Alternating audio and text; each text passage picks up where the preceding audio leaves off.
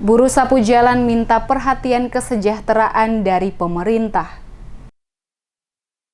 Buruh sapu jalan atau pasukan kuning yang mengabdi di pemerintah Kota Ambon di bawah bimbingan Dinas Kebersihan Kota meminta ada perhatian khusus dalam menjamin kesejahteraan mereka. Pantauan tim DMS Media Group di beberapa lokasi pada Jumat 1 Mei terlihat beberapa buruh sedang sibuk membersihkan jalan. Dengan perlengkapan seadanya tanpa masker, mereka terus membersihkan trotoar dan juga selokan-selokan tanpa menghiraukan keselamatan mereka di tengah-tengah pandemi COVID-19 di Kota Ambon. Ibu Nelly Lesnusa, buruh sapu, saat diwawancarai terkait Hari Buruh yang jatuh pada tanggal 1 Mei di tengah pandemi COVID-19, mewakili seluruh rekan-rekan sekerjanya menyampaikan harus ada perhatian yang lebih serius lagi dari pemerintah Kota Ambon maupun pemerintah provinsi. Upah yang diterima terlalu kecil dan tidak cukup untuk memenuhi kebutuhan hidup sehari-hari. Apalagi biaya sekolah dan kebutuhan anak semakin mahal di tengah kondisi pandemi COVID-19 yang tengah melanda Kota Ambon, sehingga memicu naiknya sejumlah barang kebutuhan pokok masyarakat. Di tengah-tengah pandemi COVID-19,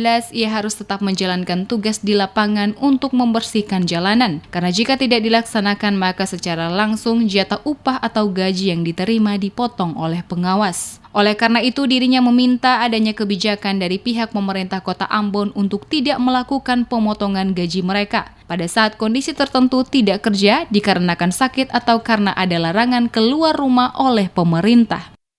Ya, bagi beta ketemu buruh sapu, ketemu minta dari Pak Wali, Pak Gubernur untuk lihat kotong jua dalam kotong yang kotong ada kerja ini supaya ke masa depan kotong anak-anak juga.